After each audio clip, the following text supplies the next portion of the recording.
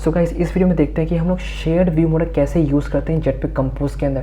देखो shared view model का use करने का मेन मोटिव ये है ना कि देखते हैं कि डेटा कैसे पास कर सकते हैं वन स्क्रीन से दूसरे स्क्रीन के अंदर। मतलब एक एक्टिविटी के अंदर हमारी 2 स्क्रीन है यहाँ पर, तो हम लोग कैसे उस चीज़ को मैनेज करेंगे, कैसे मतलब जो भी डेटा हमारा लॉस्ट ना हो या व्यू मॉडल का हो, जो दूसरा कोई ऑब्जेक्ट क्रिएट ना हो ना, वो देखते हैं वो हम लोग कैसे क्रिएट कर रहे हैं। और सच कहूँ तो बहुत ज़्यादा ईजी होने वाला है यहाँ पे काम। तो सबसे पहले क्या कर दूँ, यहाँ पर मैं नेविगेशन कंपोज करके ना ये ऐड करती है, बिकॉज मुझे एक स्क्रीन से दूसरे स्क्रीन में नेविगेट भी तो करना है ना। तो ये वाली लाइब्रेरी बस यहाँ पर नीचे ऐड कर दी है। एंड यहाँ जाओगे ना यहाँ पर तो इसका वर्जन भी मेंशन है इस तरीके का। देखो मैं क्या करता हूँ, सबसे पहले एक यहाँ पर ना एक क्या करता हूँ, शेड व्यू मॉडल का ना एक ऑब्जेक्ट मतलब पैकेज क्रिएट करता हूँ, शेड। और देखो यहाँ पे करता हूँ, एक मैं व्यू मॉडल नाम का पैकेज क्रिएट कर लेता हूँ। व्यू मॉडल नाम का मैंने एक पैकेज क्रिएट कर लिया और यहाँ पे एक ना व्यू मॉडल क्रिएट करता हूँ जिसका नाम क्या है यहाँ पर, शेयर्ड व्यू मॉडल। तो यहाँ पे क्या, शेयर्ड व्यू मॉडल करके मैंने एक क्लास यहाँ पे क्रिएट कर ली। अब देखो मुझे ऑब्वियसली बात है क्या करना पड़ेगा, यहाँ से एक एक्सटेंड करना पड़ेगा व्यू मॉडल को, यहाँ से मॉडल को कॉल कर दिया, परफेक्ट। अब मुझे कुछ नहीं करना, अब मुझे क्या करना है, यहाँ से एक स्क्रीन से दूसरे स्क्रीन में डेटा को बस पास करना है और कुछ नहीं करना है यहाँ पर, ठीक है। तो क्या करो, एक ऐसा फंक्शन क्रिएट कर दो जो क्या करेगा, डेटा को लेने का काम करेगा, अपने अंदर पास करेगा वहाँ पर UI दूसरी सेकेंड स्क्रीन के अंदर। तो क्या करो, सेट डेटा नाम का मैंने एक फंक्शन क्रिएट कर दिया। ये डेटा ले, अब ये क्या करेगा, अपने स्ट्रिंग टाइप का होने वाला है यहाँ पर। तो स्ट्रिंग टाइप का मैंने क्रिएट कर दिया। अब क्या करो, ऊपर 2 वेरिएबल क्रिएट कर दो यहाँ पे। एक मैंने प्राइवेट वेरिएबल क्रिएट किया जो क्या करेगा, यहाँ पर रिजल्ट कुछ ले लिया। और ये किस टाइप का होने वाला है हमारे पास, म्यूटेबल स्टेट टाइप का होने वाला है और ये स्ट्रिंग का होगा यहाँ पर। तो यहाँ पे कर दो म्यूटेबल स्टेट ऑफ पास की और बाय डिफ़ॉल्ट मैंने कुछ एम्प्टी वैल्यू यहाँ पे पास कर दी।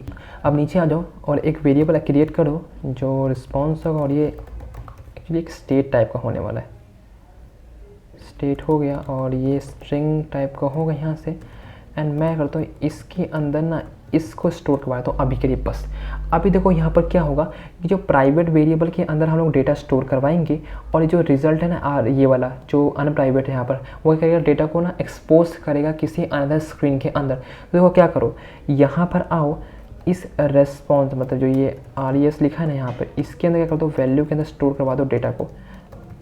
अभी देखो होने वाला यहाँ पर क्या है कि मैं फर्स्ट स्क्रीन से सेकंड स्क्रीन में जाने वाला हूँ। तो फर्स्ट स्क्रीन पे जैसे ही बटन पे क्लिक करता ना, तो इस फंक्शन को कॉल करवा दूंगा यहाँ पर। और जो भी डेटा वो टाइप करे, जो भी इसको डेटा होगा ना, वो अपने फंक्शन इस फंक्शन में रखेगा। देन इसको करूँगा, मैं इसको यहाँ पर स्टोर करवा दूँगा और एक ये करेगा ना, इसके अंदर स्टोर हो जाएगा, इस वेरिएबल के अंदर स्टोर हो जाएगा। अब इसको क्या करूँगा, मैं एक्सपोज करवा दूँगा कहाँ पर, अपने सेकंड स्क्रीन के अंदर। देखो करने वाले हम लोग क्या है कि अब जाते हैं 2 स्क्रीन हम सबसे पहले क्रिएट कर ले यहाँ पर। तो क्या कर दो, यहाँ पर आता हूँ और मैं एक फर्स्ट स्क्रीन, मैंने एक फाइल क्रिएट कर ली फर्स्ट स्क्रीन करके यहाँ से, परफेक्ट। और ये कर दो, एक कंपोजर फंक्शन क्रिएट करता हूँ यहाँ पर जिसका नाम क्या है, फर्स्ट स्क्रीन को बना दिया। एंड एक बॉक्स क्रिएट कर दो जिसको फिल मैक्स, यहाँ मैंने साइज पास कर दिया। और जो कंटेंट अलाइनमेंट होगा इसका वो होगा यहाँ पर सेंटर पास कर दिया। अब देखो यहाँ पर क्या करो, यहाँ एक बटन क्रिएट करता हूँ। अब इस बटन पे क्लिक करने पे मुझे सारी फंक्शनैलिटी प्रोवाइड करवानी है, ठीक है। तो यहाँ कर दो, एक टेक्स्ट लिख दो और यहाँ पे लिख दिया मैंने सेंड डेटा, राइट। पहला काम हो गया। अब मुझे एक सेकंड स्क्रीन भी क्रिएट करनी, तो क्या करो, यही क्या कर दो, यहाँ पर आके ना इसको मैं कॉपी पेस्ट मार लेता हूँ। यहाँ से कॉपी किया, देन नीचे यहाँ पर आते हैं, एक नई फाइल क्रिएट कर लेते हैं, सेकंड स्क्रीन करके यहाँ से एक फाइल क्रिएट कर दी और यहाँ पे कोड को पेस्ट कर दो। और ये बोलेगा ना इसको, यहाँ मुझे सेकंड स्क्रीन देनी है, बस हो गया। एंड आखिरी में कर दो, ये बटन की जगह क्या करना, मुझको यहाँ से टेक्स्ट ही देना है बस।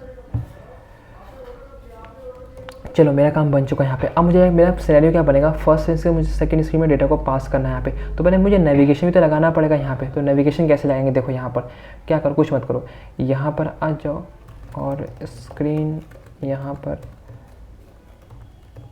नेविगेशन का एक मैंने फ़ाइल क्रिएट कर ली। और नेविगेशन लगाना बहुत ज़्यादा इजी है, मैं ऑलरेडी बता चुका हूँ कि हाँ नेविगेट कैसे करेंगे हम एक स्क्रीन से दूसरे स्क्रीन के अंदर। तो देखो क्या करो, यहाँ पर पहले क्या करना पड़ेगा, एक कंपोजर फंक्शन क्रिएट कर दो और यहाँ पर स्क्रीन नेविगेशन करके मैंने एक फंक्शन क्रिएट कर दिया, कंपोजर फंक्शन। अब यहाँ पे क्या करो, पहले एक वेरिएबल क्रिएट कर दो यहाँ से, जिसका नाम क्या है नेव होस्ट कंट्रोलर, और ये होगा आपका रिमेंबर नेव होस्ट कंट्रोलर करके। देन यहाँ पे आ जाओ नेव होस्ट कर दो यहाँ से, और यहाँ पे आपका क्या होगा, नेव होस्ट कंट्रोलर लेने वाला है यहाँ पे। परफेक्ट। और सेकंड पैरामीटर एक्चुअली क्या होगा, इसका होने वाला है क्या, कोई की होनी चाहिए, कोई मतलब क्या है, जैसे क्या होगा देखो स्टार्ट डेस्टिनेशन। तो स्टार्ट डेस्टिनेशन कोई स्ट्रिंग वेरिएबल लेने का यहाँ पे। तो क्या करो, कुछ मत करो, यहाँ पे ना एक कॉन्स्ट वेल कर दो। जैसे मान लो कि हमारा स्क्रीन कॉल कर दिया, परफेक्ट। अभी मुझे क्या करना है, इसको पहला मैं दे देता हूँ कि पहला आपका जो होना चाहिए फर्स्ट स्क्रीन होना चाहिए कभी भी। तो यहाँ पे फर्स्ट स्क्रीन को कॉल कर दो, परफेक्ट। देन यहाँ मुझे क्या करना पड़ेगा, कंपोजर फंक्शन यहाँ पे क्रिएट करने पड़ेंगे। देखो क्या करो, यहाँ पे आएंगे, पहले एक कंपोजेबल नाम का यहाँ पर आएगा और ये की मांगेगा कि पहले की होनी चाहिए। तो मैंने क्या किया, फर्स्ट स्क्रीन दे दिया यहाँ पर, और इसको यहाँ पे कॉल कर दो। एंड उसके बाद क्या करना पड़ेगा, यहाँ मुझे कंपोजर फंक्शन देना पड़ेगा। तो क्या होगा, फर्स्ट स्क्रीन होने वाला है, फर्स्ट स्क्रीन को कॉल कर दो। देन एक और यहाँ पे कंपोजर बना देता हूँ, कंपोजेबल, एंड यहाँ से सेकेंड स्क्रीन को कॉल कर दो। सेकेंड स्क्रीन को भी चलो मैंने कॉल कर दिया।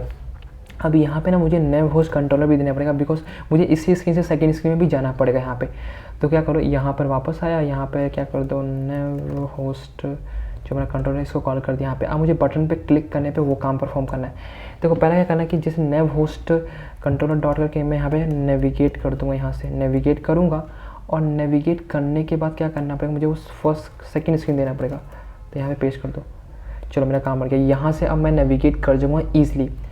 अब बारी आती क्या है ना, इस जो स्क्रीन नेविगेशन को मुझे कॉल करना पड़ेगा कहाँ पर, अपने मेन एक्टिविटी के अंदर। यहाँ कॉल करेंगे, सपोज मान लो कि मैं यहाँ पे स्क्रीन नेविगेशन करके, चलो मेरा काम बन चुका है। अब मेरी बारी यहाँ पर क्या है कि मुझे व्यू मॉडल के थ्रू डेटा को पास करना है फर्स्ट स्क्रीन के सेकंड स्क्रीन के अंदर। तो देखो मुझे क्या करना पड़ेगा, मुझे पहले व्यू मॉडल का ऑब्जेक्ट क्रिएट करना पड़ेगा। तो व्यू मॉडल का ऑब्जेक्ट हम लोग कैसे क्रिएट करेंगे, देखो एक यहाँ पर एक वेरिएबल क्रिएट कर दो व्यू मॉडल करके, व्यू मॉडल, और एक किस टाइप का होने वाला चाहिए, यहाँ पर शेयर्ड व्यू मॉडल करके, और यहाँ पे इक्वल टू पास करो और यहाँ पे लिख दो व्यू मॉडल। बस मेरा काम ख़त्म। अब मेरा क्या हो चुका है, एक सिंपल सा ऑब्जेक्ट हमारा क्रिएट बन चुका है व्यू मॉडल। अब मुझे क्या करना पड़ेगा, इस व्यू मॉडल को कॉल करना पड़ेगा कहाँ पर, अपने इधर इस वाले स्क्रीन के अंदर। यहाँ पे कॉल कर दिया, बस यहाँ पे कॉल किया। तो ये दोनों जगह कॉल करना पड़ेगा, इधर भी कॉल करना पड़ेगा। तो यहाँ पर आ गए, देन क्या कर दो, इधर मुझे व्यू मॉडल ऐसे कॉल करना पड़ेगा, ठीक है। अब क्या करना पड़ेगा, इस व्यू मॉडल से क्या कर दो, व्यू मॉडल डॉट करके जो सेट डेटा, और यहाँ मान लो पड़ेगा हेलो हाउ आर यू, ऐसे मैं कुछ दे देता हूँ। चलो मैंने ये कुछ डेटा ऐसे पास कर दिया यहाँ पर, परफेक्ट। अब आते हैं सेकेंड स्क्रीन के अंदर भी आना पड़ेगा यहाँ से, और यहाँ पास कर दो व्यू मॉडल करके, परफेक्ट। अब मुझे यहाँ पे डेटा को भी गेट करना पड़ेगा। तो डेटा कैसे गेट करेंगे, बहुत इजी सा काम है। इस व्यू मॉडल डॉट करके रिसोर्स डॉट वैल्यू को कॉल कर लो, ठीक है, मेरा काम बन गया। अब मैं करता हूँ एक स्क्रीन से दूसरे स्क्रीन में डेटा को पास भी कर लूँगा और यहाँ से वो एक्सपोज भी कर लेगा डेटा को। तो कैसे काम कैसे बना, इस डेटा को यहाँ से कॉल किया, अब ये करेगा इसको जैसे ही यहाँ पर स्टोर करवा देगा, यहाँ स्टोर करवाया। अब इस वेरिएबल को मैंने यहाँ पर स्टोर कर दिया, देन इसको मैं कहीं भी एक्सपोज करना है कर लूँगा, कोई दिक्कत नहीं आएगी कभी भी। तो अभी मेरा काम बन चुका। तो क्या करूँ, एक बार यहाँ पे एक बार रिफ्रेश करूँ, एक बार रन कर लेता हूँ प्रोजेक्ट को। देखो जैसे ही मैं अब यहाँ पर क्लिक करूँगा सेंड बटन डेटा पे, तो ये देखा यहाँ पर क्या हुआ, हेलो हाउ आर यू आ चुका है यहाँ पर। देखा कि इस तरीके से हम लोग क्या करते हैं, डेटा को पास कर सकते हैं वन स्क्रीन से सेकेंड स्क्रीन के अंदर।